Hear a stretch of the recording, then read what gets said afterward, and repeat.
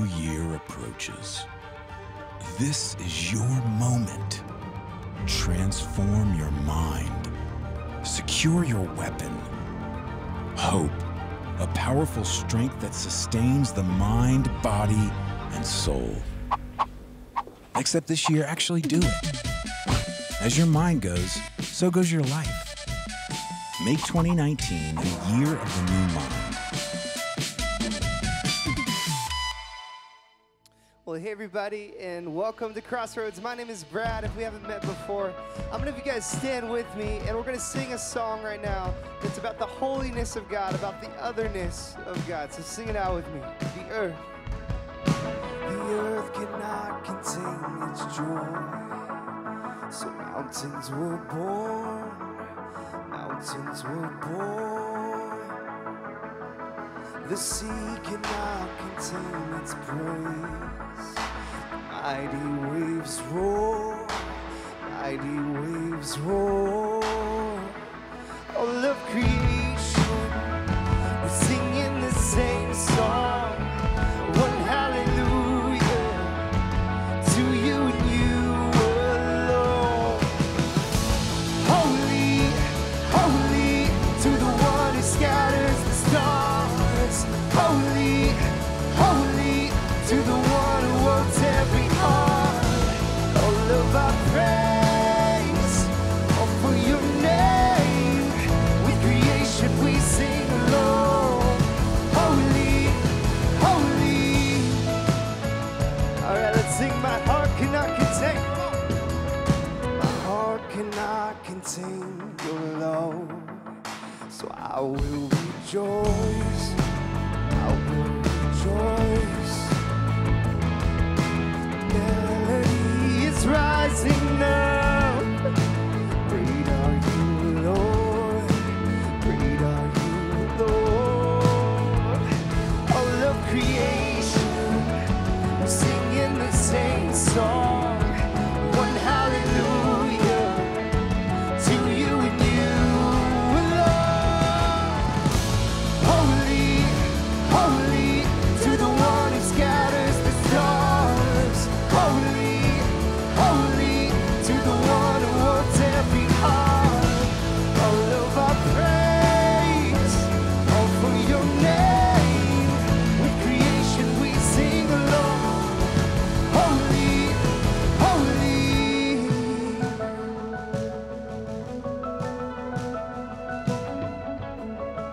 All right, let's sing praise him from whom?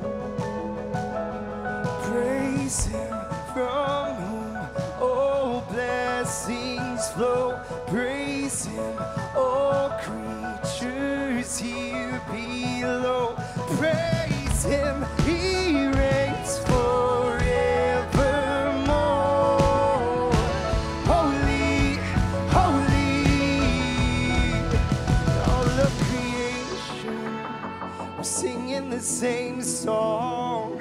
One hallelujah to you and you alone.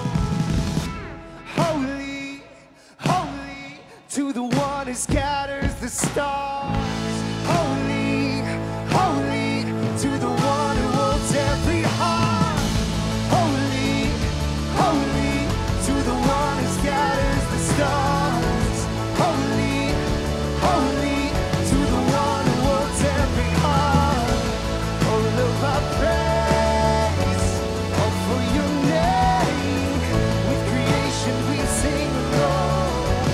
Holy, holy, yeah. Holy, set apart. Holy, holy.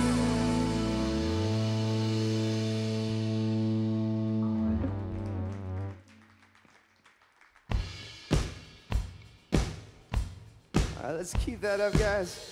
We're gonna sing in a 1, 2, 3, go.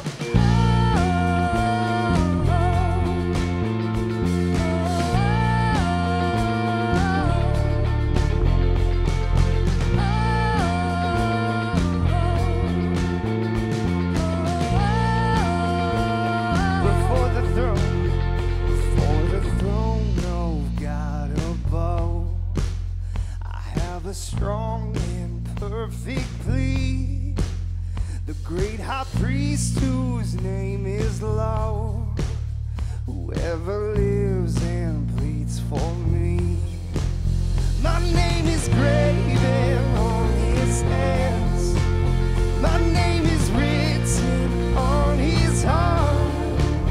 I know that while in heaven he stands, some can bid me thence depart, but some can bid me thence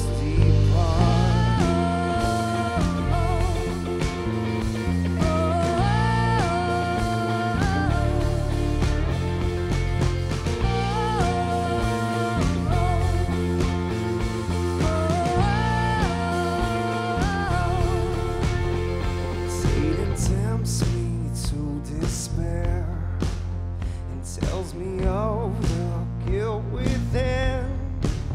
Upward I look and see him there, who made an end of all my sin. Because the sinless Savior died, my sinful soul is counted free. For God the just is satisfied, so look on him and pardon me.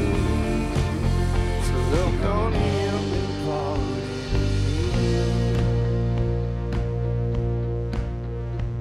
me. So, believe it or not, this song, it's called Before the Throne of God.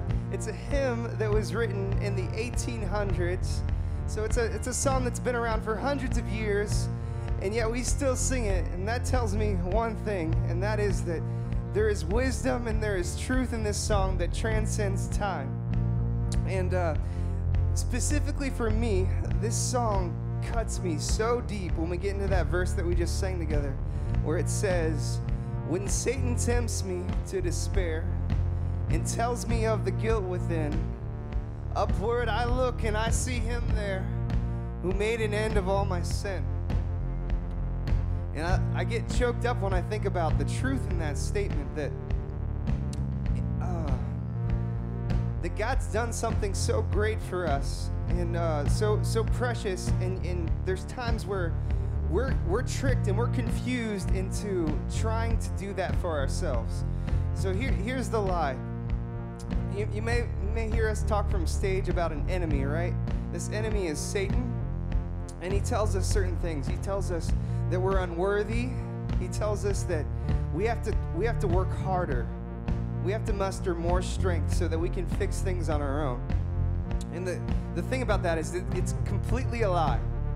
And here's the truth. The truth is that Jesus Christ died for you and me, and he nailed shame to the cross.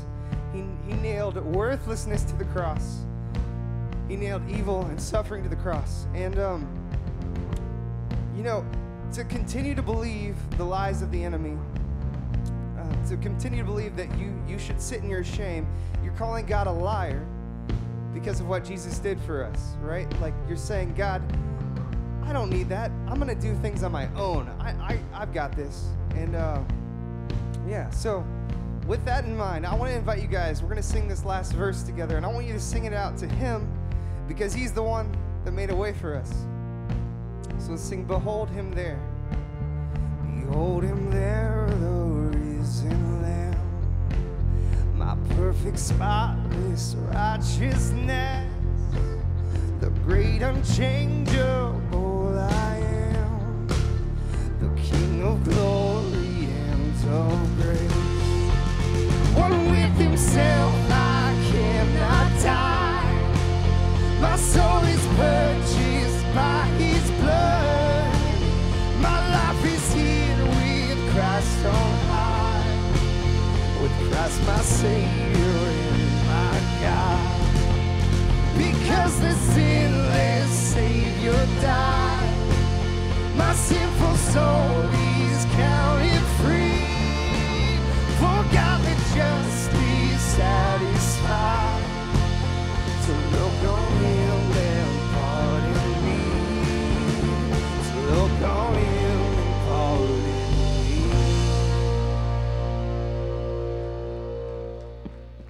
Thanks, guys. Keep singing.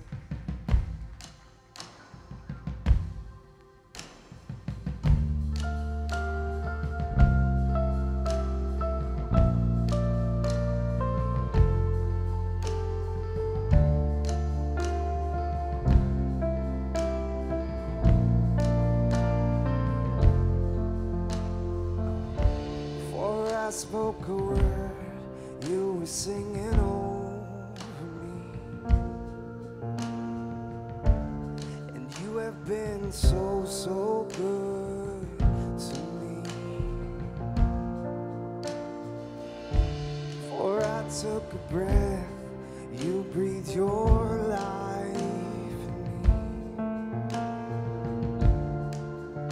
Been so, so kind to me.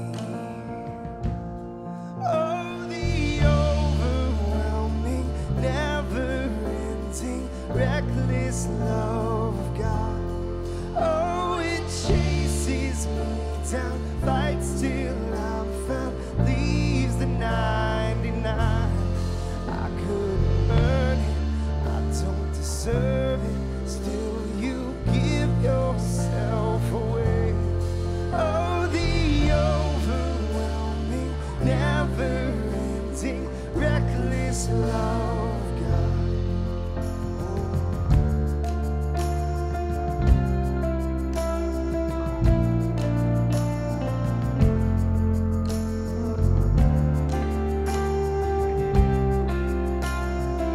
Let's sing When I Was Your Foe. When I was your foe, still your love fought for me. You have been so, so good to me.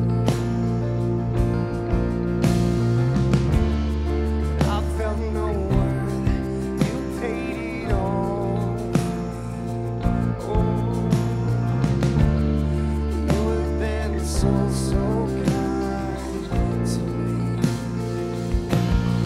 Oh, the overwhelming, never-ending, reckless love of God. Oh, it chases me down, leaves the 99. I couldn't earn it, I don't deserve it, still you give yourself away. Oh, the overwhelming, never-ending, reckless love of God.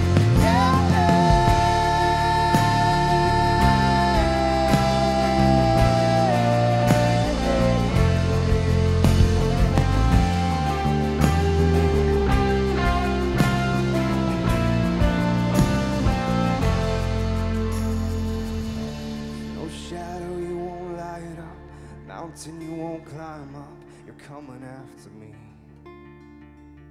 There's no wall you won't kick down, lie you won't tear down, coming after me. There's no shadow you won't light up, mountain you won't climb up, you're coming after me. There's no wall you won't kick down, lie you won't tear down, coming after me. There's no shadow you won't light up, mountain you won't climb up, coming after me. There's no wall you won't kick down, lie you won't tear down, coming after me. No shadow, there's no shadow you won't light up, mountain you won't climb up, you're coming after me. There's no wall you won't kick down, lie you won't tear down, coming after me. Oh, the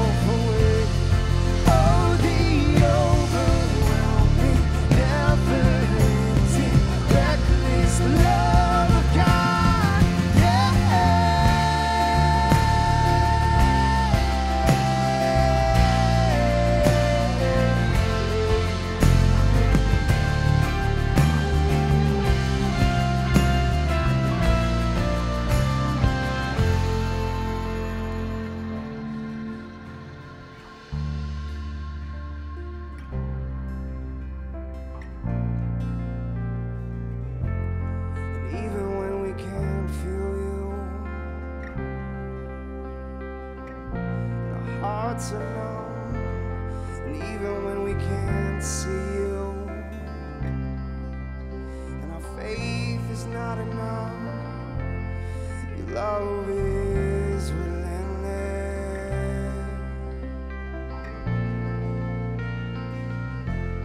Your love is relentless, and it's constantly pursuing. Your love is relentless. Sing that with me. Your love is relentless. Your love is relentless.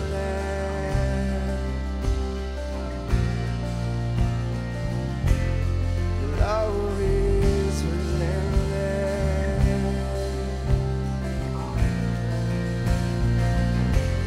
Your love is relentless.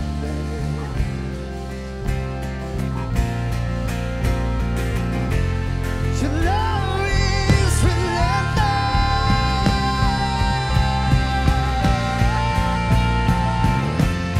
Your love is relentless.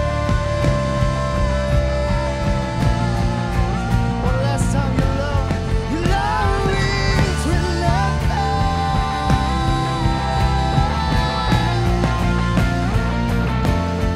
Oh, the overwhelming, never-ending, reckless love of God. Oh, it chases, fights till leaves the 99. I could hurt him, I don't deserve it. Still, you give yourself away. Oh, the overwhelming, never-ending, reckless love of God.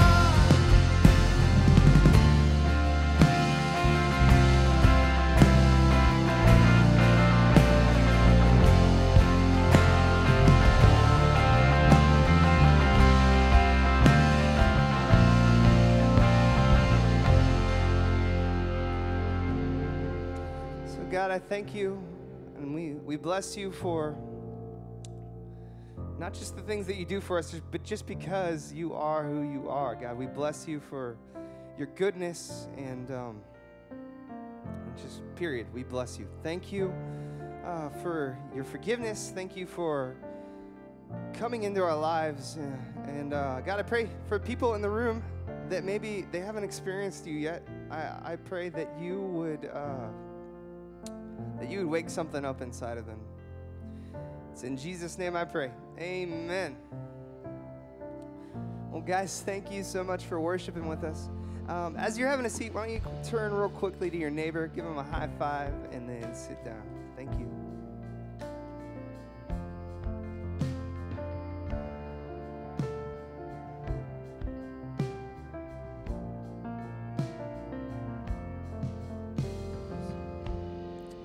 All right, guys. Well, now we get a chance right now to be generous. And what that looks like is there's going to be a bag that'll pass through the aisles. If you're new around here, let that pass you by. But you can leave cash, check, or money order, I think, maybe. That sounds right in my mind. If not, you can do what like me and my wife do. We give on crossroads.net/give. But now we get a chance to hear from our community pastor, Matt Castleman. Okay. Hello, everyone at Crossroads Westside. This is your community pastor, Matt Castleman, coming to you from, I can barely breathe, Saturday, January, I don't even know what day, 12th maybe, 30th, in the year 2019, I think. I've been wandering for a long, long time. I'm not going to make it to service today. I'm battling inches of snow. I've gathered some rations and some supplies. I had a full loaf of Wonder Bread, but I got hungry along the way. I drove to Kroger. The roads were fine, but still it was a long way back, sitting through red lights, so I had to get through some of that bread on my own and some milk and eggs. And I just wanted to let you know I'm not going to be there today. If you see this message, it means that I'm going to stream online this weekend. I can't feel my toes. And Tell my family, tell my church I love them. I didn't want it to be this way, but I gotta get inside now. There's some hot cocoa waiting for me. Have a great weekend. I made it! Woo! Battling inches of snow. I think I saw a few flurries on the way, but this trusty shovel got me through. I see that you made it as well. I didn't expect anyone actually to be here tonight, so well done being brave. Or maybe you're just too chicken for the snow that's coming tonight, so you said we'll check out Saturday instead. I see. Man, well, it's good to be with you guys, and goodness gracious, I think Kroger is loving this weather. I don't know if you were there recently. I was just there. It looked like a scene from Braveheart. You may take away our lives, but you'll never take our Kroger Plus points. Man, all right, well, here's the deal. I did that just to say thank you for actually showing up in person, because all those losers at home didn't get to see this right now. So welcome. I'm glad you guys braved it out here. We're going to have a good time. And hopefully you get some hot not cocoa. If you find hot cocoa in the building, let us know, because we didn't brew it.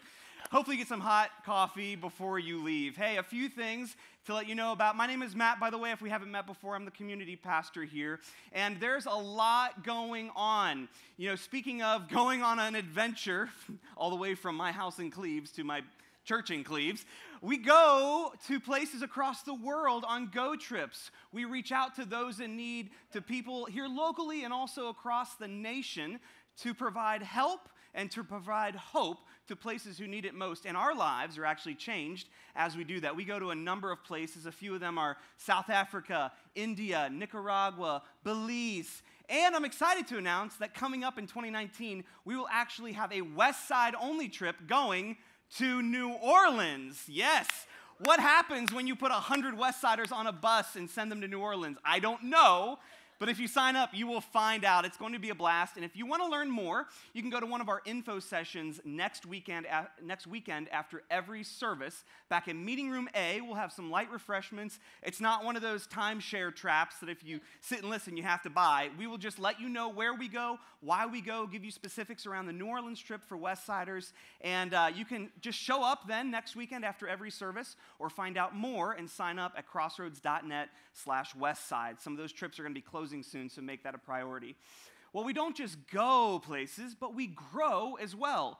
We know that if we just sat in this big dark auditorium all the time, we would not connect with others. We would not grow ourselves spiritually or emotionally. And so we offer a variety of groups for any sort of life stage that you might be in. Groups that meet in homes, groups that meet in coffee shops, and groups that meet on site. One of those groups I want to call out in particular is our brand new group. Only a couple of our sites are doing it. It's called the Senior Connect. If you are 60 years or older, or your partner is 60 years or older, then you are invited to be a part of the Senior Connect, and that sort of launch event is going to happen next Sunday after service at 12:30 in Meeting Room D. Already 100 plus have RSVP'd, not 100 years old and plus have RSVP'd, but 100 have, that'd be amazing. Hundreds have RSVP'd and will be there. I hope to see you there as well. Stop by at the info center after service to sign up and let us know you're coming. Again, this is for seniors looking to connect with each other, connect with God, and connect with our community. Make that happen as well. Well, believe it or not, we are just 3 weeks away from our 17th annual Super Bowl of preaching. Woo! If you've been around a little while, you are excited because you know how big a deal this is. If you're brand new, you're like, Super Bowl of what? It is basically a shticky, irreverent competition of preaching where we turn church into a spectator sport. Our senior pastor, Brian Tome, will be battling with his message to Chuck Mingo, our teaching pastor, and right in the middle will be this guy, the referee who knows nothing about sports.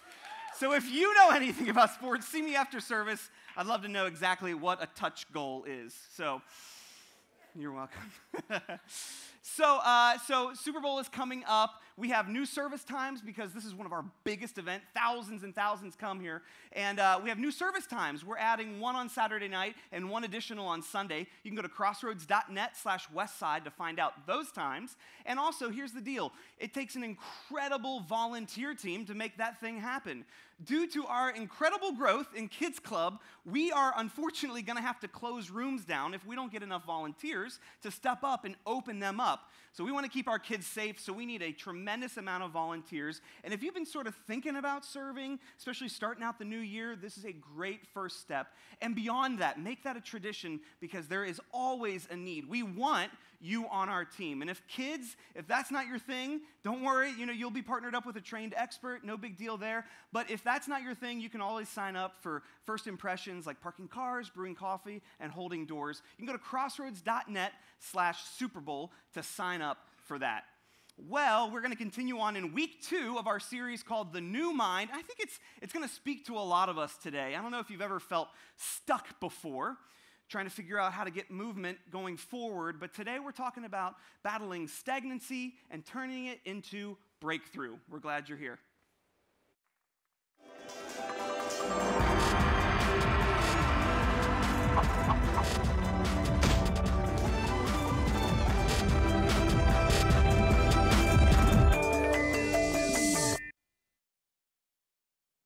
Good day to all of us here today. I'm excited to be with us today. Man, I had such a blast last week. First time preaching, speaking, communicating in 2019. And I just got a lot of good feedback on this series, The New Mind, some of the stuff that was shared. And one guy I know, with the new lens that I had just given us to see how our culture, our society believes that we can't change. We actually are threatened when someone around us change. Aren't we like that? Like if someone else has lost weight around us and we wanted to lose weight, we're threatened by them. If somebody else has read a really deep book that we haven't read, we feel threatened by them. And I feel like we don't want people around us to do any changing because then we might actually have to change. It's like there's this agreement in our culture. And so we have phrases like, you be you, don't change the way you are, be true to yourself. You can't be expected to be any different than who you are, which all assumes that change is impossible. So my friend, after that talk, sent me a screenshot of a pair of underwear, the marketing material for it he had just gotten as a gift, and the tagline is, be true to yourself, stay the same way you are. First of all, that's gross for an underwear company to not be into change. You know, I mean, if you're an underwear company, you got to be into change at least every 24 hours. Am I right? I mean, that's just weird. Stay the way you are. I want to tell you today, I do not want you to stay the way you are. I do not want you to be true to yourself. I believe that there's a different and better version of you that's on the other side of where God wants to take you to. I believe that entirely, and I even believe things that are in your mind, mood issues that you may have, ruts in your thinking, I believe those things can be changed by the power of God and by the power of implementing the right thing at the right times. Let's pray before I go any further. God, thank you for today and for your patience. You are patient.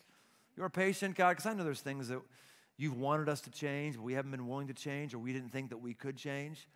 Help me today to talk about your transcendent truth, the truth that the brain is an amazing thing, and you've blessed us with faculties that are beyond the abilities of any other created thing in all of the world and all of time. Help me to be clear, and most importantly, help me to be true to your truth. And I pray these things according to the character and identity of Jesus. Amen. Well, 2018 was a year where our social media feeds were filled with stories of anxiety, stories of depression, stories of suicide. High-profile people that we have known and perhaps loved from afar in America in 2018 went away. And that's just the big name ones. That's not the ones that you know personally or that you actually know of. The issue of mental health is a screaming issue of our time. It's not going away. It is here to stay. It has been here for a while. I actually believe it's getting worse, and I'll tell you why in a little bit. According to the Anxiety and Depression Association of America, more than 1 in 10 Americans take antidepressants, the primary type of medication used by people ages 18 to 44. So of all the things that people take from 18 to 44, the most common one is something to deal with depression, anxiety. And I know that we have some folks in all of our sites and all across the country that you have been properly diagnosed by a medical professional, and you are properly and accurately and rightly taking medication for that condition. I would have no more problem taking medication for a mental illness than I would taking medication for the flu or any other thing. And I want to look beneath the veneer of the mental issues that are increasing in our culture. And I don't mean just those of us who have a verifiable clinical condition, but I mean all of us who have to deal with the mind, which is every last one of us. Part of Crossroads, who's a hardcore volunteer around here, a doc, a psychologist, just gave me like a minute of some wisdom I want us to just resonate with before we go any further today. It is totally possible to change your mind, and what it takes is a ton of repetition to work on your mind and renewing your thinking. Especially with depression and anxiety, we can have distorted thinking and some faulty beliefs that are at play, and those can be worked out and corrected. So it's a matter of being aware of where your brain goes when it goes into that depressive place or into that anxious place. And with anxiety, you're usually predicting the future, and with depression, it can come from either the future or the past or even the present. But just being aware of where your brain is going, capturing it, and there's no beating yourself up over it aloud. It's just a matter of recognizing it and then answering the question, what's true right here, right now? Right here, right now, what do I know is true? And with repetition, you actually literally rewire the neural connections in your brain. And so what you end up doing is creating a new thinking pattern, which is what we're looking for relief. So there definitely is hope. We have lots of things that can be used to help people deal with this. Let's review where we were yesterday with our little garden experiment. Here we have not olives and a ginger root. Here we have what's known as the old brain or the reptilian brain. It's the brain stem. It's the inner brain. These are our eyeballs. We also have ears that all come directly into this thing.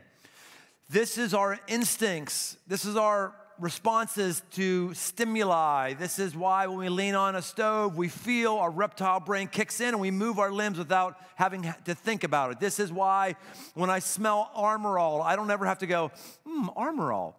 What is Armor All? I smelled that. The moment I smell Armor All, I'm reminded of a 1974 Chevy Vega, the very first car that I owned. There was a piece of garbage, and I rehabbed the thing, and I would Armor All the snot out of the inside because the only thing that was nice about the whole car was the Armor All. So this day when I smell Armor All, I'm in a 1974 orange Vega in the year 1983. I don't think about it. It's instinctual right here.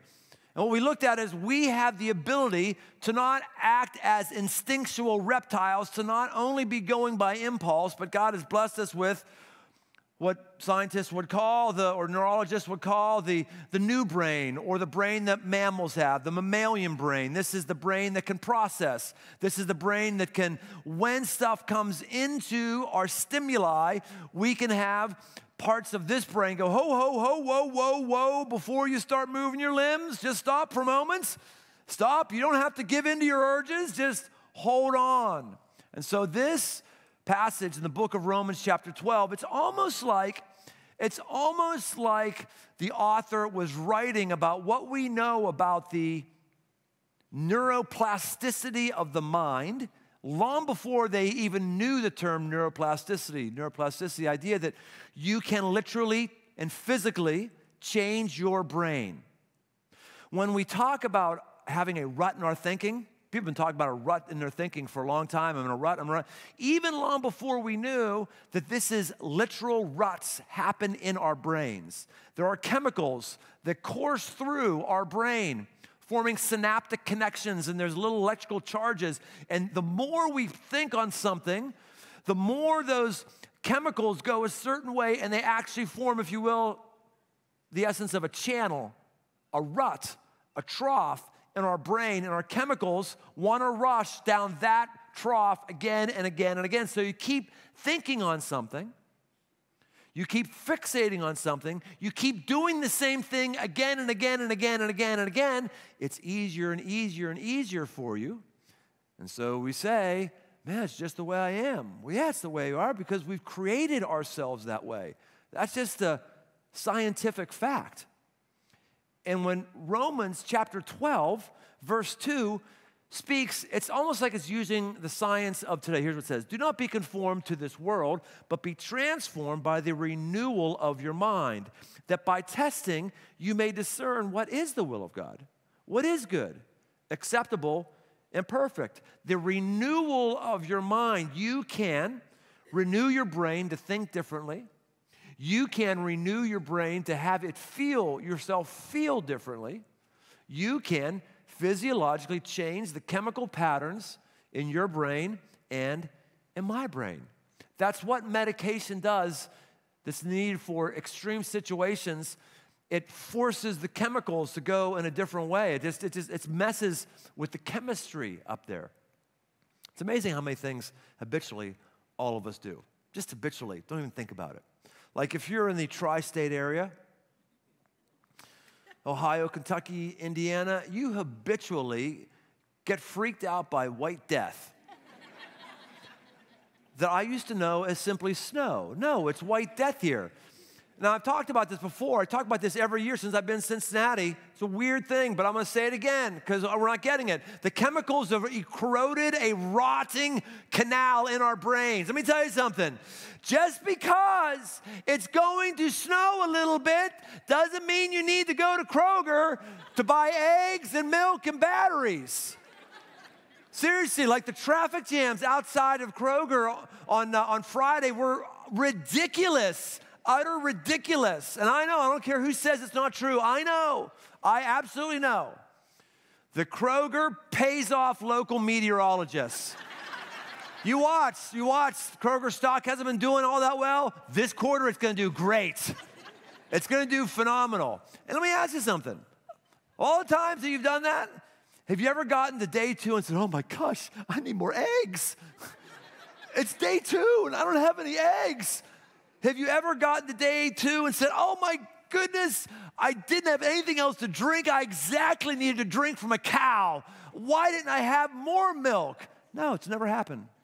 You have never had a weather situation ever in your life ever cause you to not have nourishment. Never have.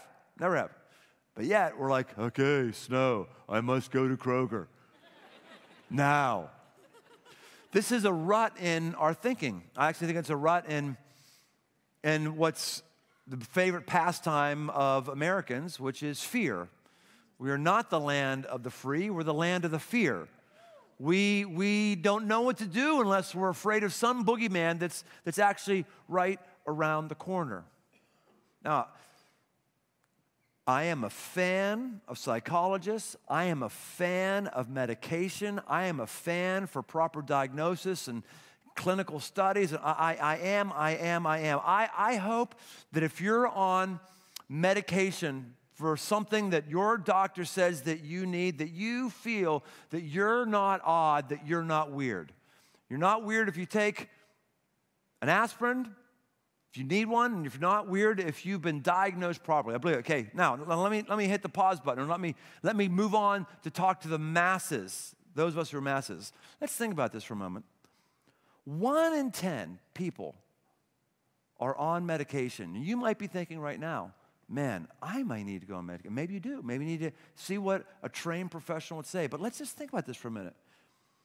1 in 10 1 in 10 of us don't have cancer. 1 in 10 of us don't have Parkinson's. 1 in 10 of us didn't have flu. 1 in 10 of us don't have dyslexia. 1 in 10 of us have nothing. Nothing is 1 in 10.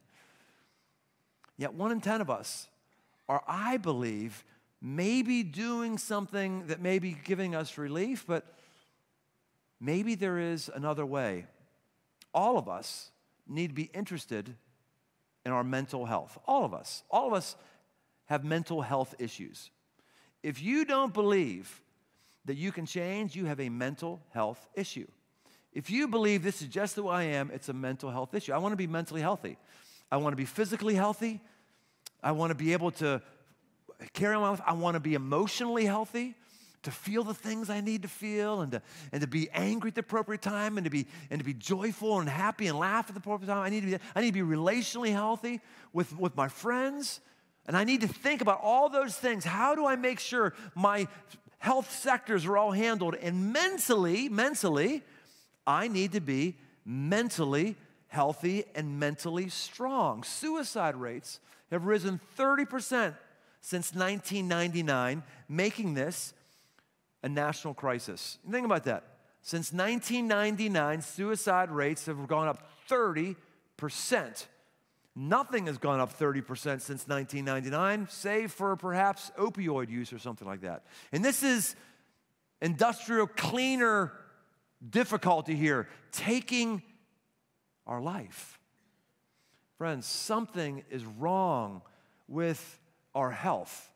This, even despite more of us taking medication than ever before, our suicide rate keeps going up, up, up. We're not a mentally healthy people. We're not.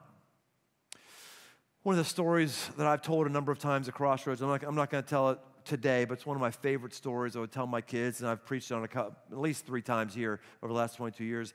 It's a story about Elijah, one of the prophets in the Old Testament, who lives in a time where he's in the minority, where the nation is following a false god by the name of Baal, and there's a bunch of prophets who are speaking apparently for Baal that Elijah calls out. He calls them out to a challenge, and he wins the challenge, and you would think it would be just a defining, amazing point in his life. He wins this challenge. You think that his faith would be validated, and he would be verified in front of everybody, and his life would be great for the next run of his life. Actually, the life that he now steps into is, I believe, a life of depression. It's like he steps into depression immediately after a defining moment in his life happens, when the prophets of Baal are killed and when his God reigns and rules the day. So we're going to pick up the story from here on with Ahab, who's the king, the corrupt king, and his wife Jezebel, who's the corrupt queen. And they say, we're going to kill you. We're going to kill you. Now that our favorite prophets are dead, we're going to kill you. And here's what it says in verse 4 of 1 Kings 19. He went a day's journey into the wilderness, and he came and he sat down under a broom tree, and he asked that he might die. He said, "It is enough now, O Lord, take away my life, for I'm no better than my fathers."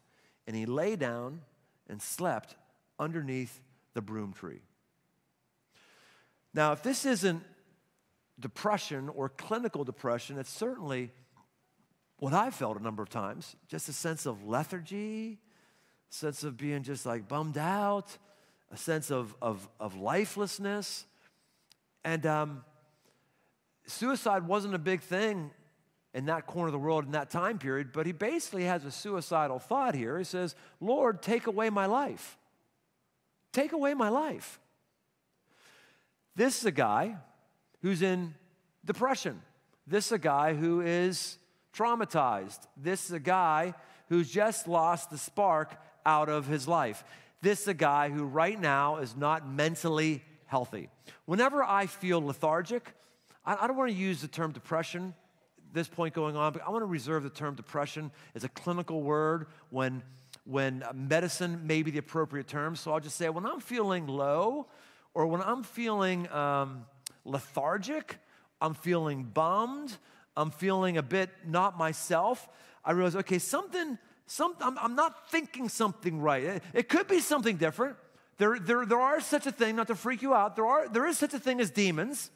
There is a different spiritual realm. This is not about that. So I want to validate that happens, and something weird can be happening there, but I can't control that realm so much. But what I can control, I can control my mind, right? Because Romans says I can renew my mind. So I go, okay, what's this? And I go through a 7-point checklist. I want to give you that checklist today. Whenever you're feeling like, just go through this checklist. First thing I do is I go, I ask myself, do I expect pain to come my way? Do I expect pain to come my way? Because sometimes if I feel like pain isn't going to come my way, then when I get it, I'm like, oh my gosh, this is awful. One of the things I can't stand is disgusting to me is what's known as the health and wealth gospel, the prosperity gospel, the idea that, if you do certain things and you give money to God and you separate your recyclables, whatever the good things are, if you do all these good things, then God is going to bless you, you're going to prosper, you're going to be healthy, and you're going to be wealthy, and all is going to be good. I hate that. I hate that. Hate that. For starters, Elijah is not prospering right now. He's wanting to die. He's alone. He's not. So what did he do wrong? What did he do? He just stepped up for God and put prophets, their false prophets, in their place. What did he do? How about all the greats of the faith that have been nailed to crosses, that have been bled to death, that have boiled it? So all these greats, and they weren't really healthy and wealthy, and they weren't prospering? Well, no. I have to say, okay, if I'm feeling, I just remind myself, okay, pain is a part of this world. Do I expect pain to come my way? Jezebel sent a messenger to Elijah, said, so may the gods do to me and more also, if I do not make your life as the life of one of them by this time tomorrow. Then he was afraid and rose and ran for his life. Yeah, I think you'd be afraid too if the most powerful woman that you knew in the world said, today, by now, you will die. He's up and he takes off. Maybe Elijah had forgotten that this prophet thing sometimes came with pain. Maybe he was surprised by this. Maybe, I don't know. Maybe he thought that, hey, now that I did this, everything's going to go. Hey, I have to remember, pain is going to come my way. Jesus actually promises this. In the book of John, chapter 16:33, Jesus says, in the world, you will have tribulation. Jesus says, in this world, you will have pain. I got a little cut just when I was putting together my little art project earlier on here, and I was taking scissors to cut out the stem here. And what do you know? Scissors shouldn't be used on cauliflower. I stabbed and sliced myself. I've been bleeding all over this. It was wet before. It looked like I had urinated on myself, but I trying to get the blood out. I'm like, do I go, oh my gosh, I got blow. How did this happen to me? No, I go, no, I should expect that if I use scissors to cut through a cauliflower, I'm going to get hurt. And I should expect that if I'm on planet Earth, pain is going to come my way. And so whenever I'm feeling it, I go, had one of these just last week. As you know, if you were around Crossroads in November, December, we say the same thing we do every November, December. We say, hey, we're a nonprofit just like any other nonprofit. Year-end giving is really important, yada, yada, yada. And the numbers finally came in, and the numbers were not good. Numbers were not good. And like not good, going to be doing some changes around here, right? I don't know if you'll experience them or not, you'll notice it, but I will definitely notice them. And do I go, when that comes in, when I found that out, I wasn't bummed at all. Now, I don't like the news, to be clear, but oh my gosh, the budget, we didn't come under budget. Oh no, I'm going to die of starvation. Oh no. What? It's like, yeah, if you are part of an organization that has a budget, it happens every once in a while, you don't hit budget. You expect it. So changes will be made, and on go with life. There's no need to oh, how could this happen? Oh my gosh, it happens sometimes. It's no big deal. Pain comes our way, whether it's an organization or in our own personal life. The second thing that I do whenever I feel lethargic, less than, bummed, weighed down, I ask myself, are the right messages getting into my mind? Are the right messages getting into my mind? Because the world is giving all kind of messages to get in my mind. Messages like, if you don't own certain things and you're less than a somebody, Words like be afraid of this person over here who isn't like you. Be very, very afraid. Messages like you're not that important because, this is all just evolution. There wasn't any creator that was a part of doing anything of this. And so really, you're not special at all. There was cosmic goo and there was you. You're not special at all. Messages like they did that to you. My gosh, you ought to take vengeance on it. All these messages are hurtful for our brain chemistry. All these messages, we ever wonder why we're getting less and less happy when these are the messages we get all the time? And so when I'm feeling down, I'm going, okay, am I filling my mind with these messages or what some people refer to as ants? Ants. You know what ants is? It's an automatic negative thought. Are ants going through my mind, these automatic negative thoughts that tell me I'm not worthy, I'm not lovable, God is going to abandon me, I'm only on my own, I'm still not over what I did in 3rd grade, whatever it is. These automatic thoughts affect our brain chemistry. And so I asked myself, are the right thoughts coming to me? It's not just the right thoughts, it's also the things that are being said to us. I was in a meeting at Miami University a couple months ago, and I was shocked, totally shocked by this PhD professor who talked about this experiment I had never heard of before. He said, yeah, it's been academically researched. He said, if you take 3 things of rice, if you take 3 containers of rice, exact containers, lids on them, and then one container, if you curse one container, and then if the other container, if you ignore it, and then the other container, you bless it, gives positive words. In other words, if one container you just ignore it, you just let it go like rice should be. The other one, you look at it and you go, you're evil, I hate you, rice. You're evil, in fact, you're white, makes you hate you more. I can't stand you, you're the worst, I can't stand, right, you're never gonna amount to anything. You literally talk to the rice. And the other one, you talk to, I love you, rice. You're white. I love rice. White is right. I love you. You're beautiful. I wish you have such great potential for you. He said, if you literally talk to there's studies that have been shown that the rice will change. And this is a PhD telling us. I'm like, What do you know? I found on Instagram just recently, someone across was doing this exact same experiment. Yeah, in fact, you can go on YouTube. You could YouTube it. You Google it. You'll find people all over the place. This is what this rice looked like in the same conditions when it was ignored. This is what it looked like when it was cursed. And this is what it looked like when it was blessed. That's crazy. That's crazy. And it was a PhD who understands academic research that clued me into it. Maybe there's more going on in this world than we understand. Maybe there is. So maybe us telling myself, I'm so stupid, I'm so dumb. Maybe us telling myself, oh, God doesn't love me. Maybe us telling myself, I can't believe I did that. Maybe us telling ourselves, I got to make up for that awful thing I did. Maybe us telling ourselves, maybe the thing that we're telling ourselves and the messages we're allowing to get, maybe they're affecting our brain that's affecting our life. So I asked myself, are the right messages getting there? Jesus says, peace I leave with you, my peace I give you. Not as the world gives to you, let not your hearts be troubled, neither let them be afraid. That could be something for you to think about always. Hey, Jesus gives you peace, not fear, peace. Do you believe that you're valuable? You need to believe you're valuable. You are. You're created in the image of God. Nothing else has been created in the image of God. You are. Atheistic evolutionists, and I always want to be clear, atheistic evolutionists, not evolutionists necessarily, atheistic evolutionists will tell you there's nothing different between you and your dog, you and a fish. How many of us have ever had a dog that's committed suicide? How many of us have ever heard of a fish intentionally jumping out of water to die? How many of us have ever known a deer to run over a cliff and die? I've never heard of that. We don't know of that ever happening in the animal kingdom as far as I know. You know why? Because they're not that creative, because they're not created in the image of God. Human beings, we have the ability to create things, to have visions and go after them, and it can get bastardized and we can use it to creatively end our own life. The very fact that you might think about suicide is a sign of how awesome you are. It's a sign of how special you are.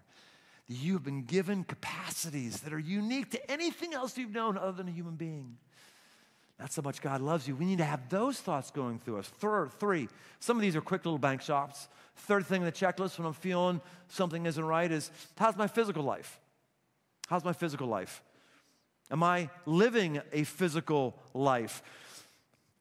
Science is very clear that as I'm doing whatever I'm doing here, as I'm getting my metabolism up, my endorphins start firing up here, and I get these natural God-given chemicals that start making me feel good. And actually, they actually start pushing new canals of activity. They actually start, some of my most creative things happen. Actually, one of my routines before I preach for the first time on Saturday is I do a little workout like on an elliptical.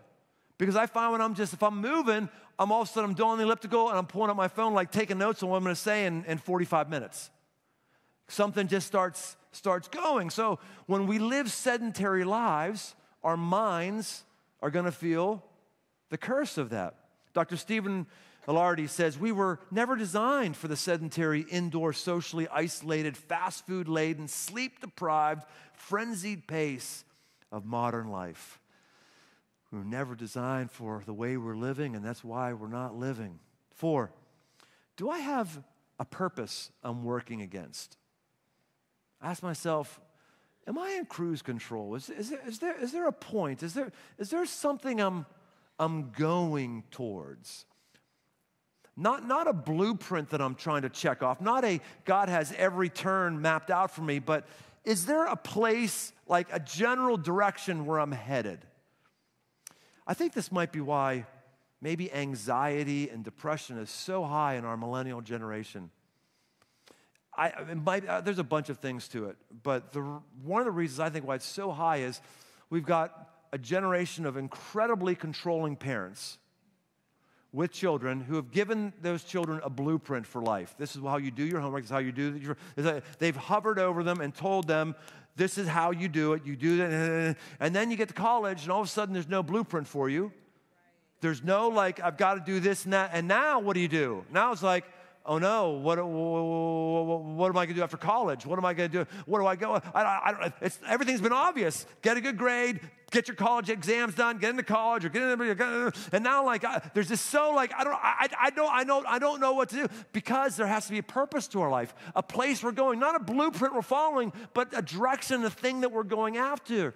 And whenever you have a person without purpose, you have a person who is maybe going to be mentally unhealthy.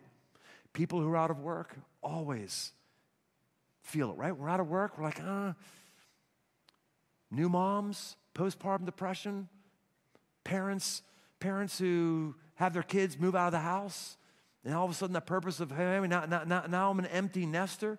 Retirees, the statistics for when we retire, we die so much faster than if we kept working. Why? It's because it's a lack of purpose. So if I start feeling lethargic, I go, okay, hold on.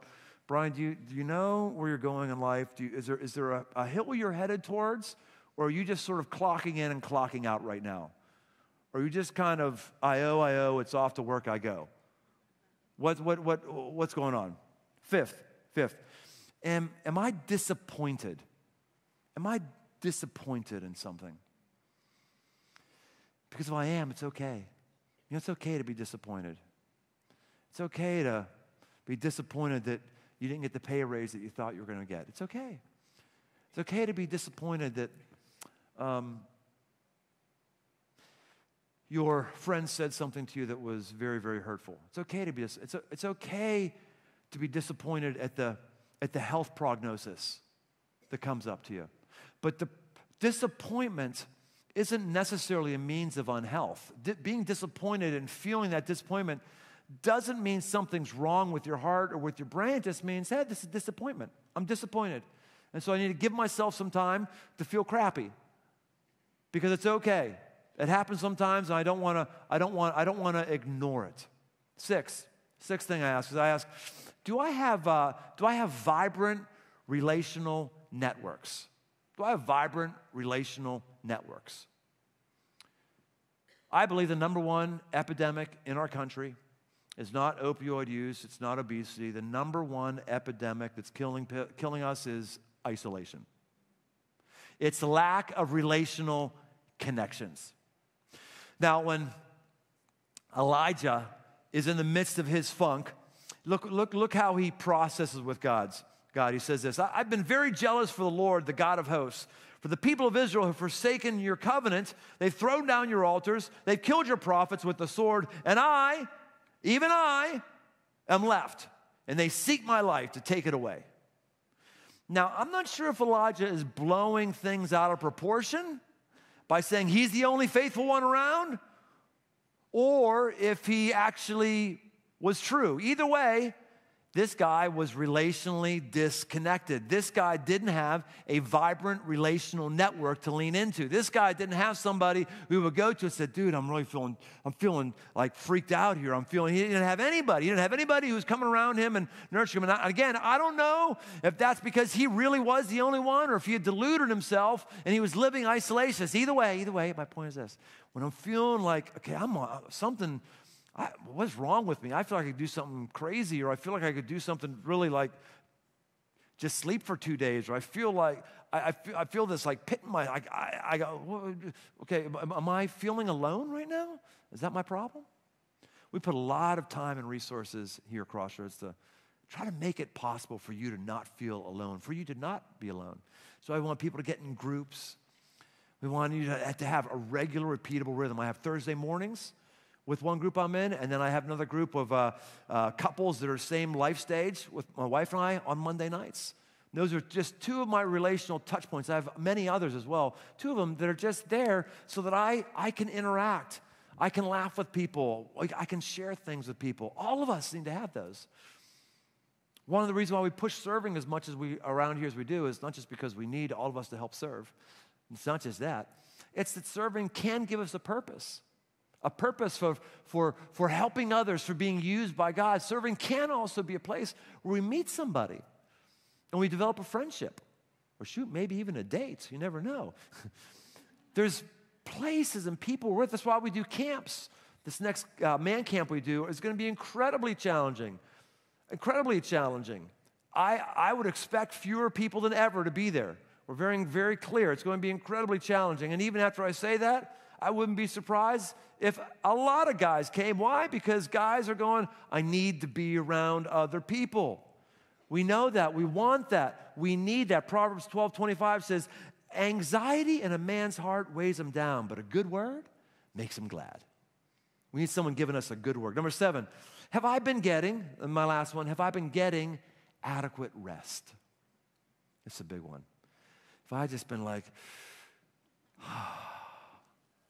oh, rest. You know, there's the one nice thing about White Death. It's really nice that our fear forces us to stay inside and rest. It's kind of cool. It's like schools cancel all the games, people cancel stuff, and all of a sudden, so I'm up for paying Kroger to make people freaked out. If we could just have forced rest, even by it's the abominable snowman who's never going to come. Some reason, whatever it is, to just get us to slow down. You think you need 5 hours of sleep? You don't. Science is very clear. If we're all about science, let's listen to science. And science says definitively you need 8 hours. So, oh, no, I don't. Okay, just admit you don't believe in science, you know. It's a huge thing, being able to sleep. Elijah. 1 Kings 19:3, God starts to talk to him, or at least he hopes God is talking to him, and there's earthquakes, and there's windstorm, and in the midst of all this cacophony, God doesn't talk in that. He says this, when Elijah heard it, he wrapped his face in his cloak, and he went out and he stood at the entrance of the cave, and behold, there came a voice to him. Now, we could look and see perhaps this guy is depressed. We could also look and say maybe he is resting. Maybe he's taken off and withdrawn himself from his normal duties, and he's resting. And in the midst of the rest, God comes to him. And what does he come to him? He comes to him with a small and still voice. We want to give you the opportunity to hear a voice today. The opportunity, the possibility of it. At all of our sites, and if you're with us, Crossroads anywhere, you can go to the website, and we have our chat line open. And at all of our sites and on the chat line, we have trained people of prayer who like to hear from God and give you an opportunity to hear what a still small voice of God might be and to pray for you.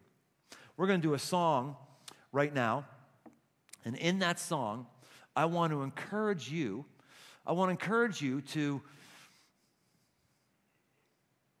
process with God what it is that you want him to tell you. Elijah was going to hear something in the wind. He's going to hear something, and we want you to have the possibility to hear something, no matter how mentally healthy or how mentally unhealthy you might be.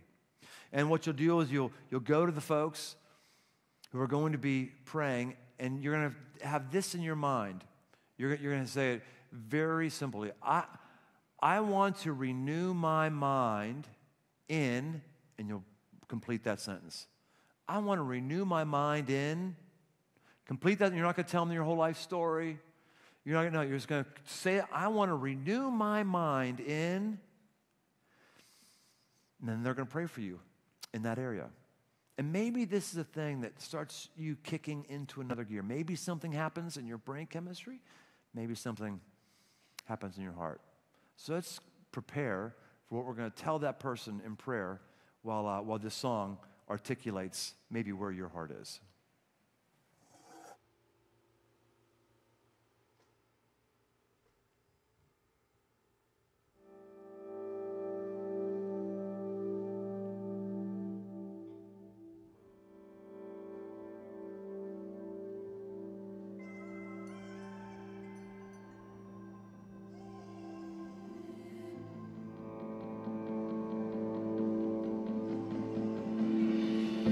Stay true, even when the lies come. Your word remains true, even when my thoughts don't line up. I will stand tall on each promise you made. Let the rest fade away. There's a peace far beyond all understanding. May it ever set my heart at ease. And anxiety come, I'll remember that peace is a promise you keep. Peace is a promise you keep. Stay true, even in the chaos. Your word remains true, even when my mind wreaks havoc. I will be still, for I've known all along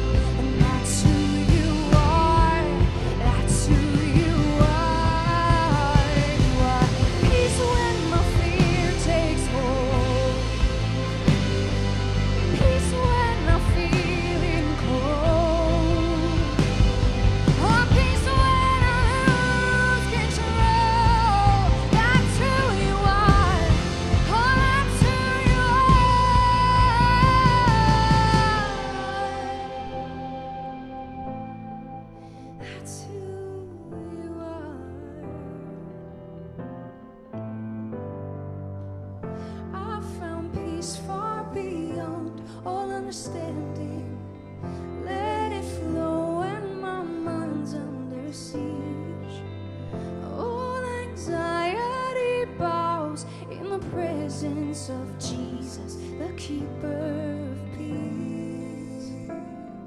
His peace is a promise he keeps.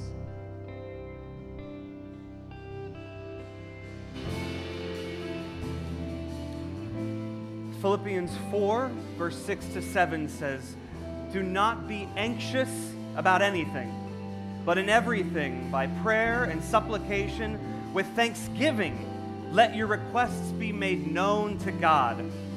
And the peace of God, which surpasses all understanding, will guard your hearts and your minds in Christ Jesus." Right now, you'll have a chance to come forward to one of our prayer volunteers to receive a peace in our minds, a guarding of our hearts. I don't know what God spoke to you about coming forward with, but what I do know is that if your knee-jerk response is to go, "Nope, that's not my thing, that's for someone else," I would encourage you, a little bit of challenge for you, to capture that thought and say, "God, whatever you have to say to me is worth more than whatever I'm about to go to out there." Use this moment to hear from God. Maybe God has something that he wants to say to you that will change your entire year. Maybe he has something he wants to say to you that will change your entire life. You'll never know if you don't open up and receive. Father, I pray for everyone in this room right now. You would guard our hearts. You would bring peace to our minds. Use this time, Father, to speak to us. In Jesus' name, amen. Feel free to come forward now to renew your minds.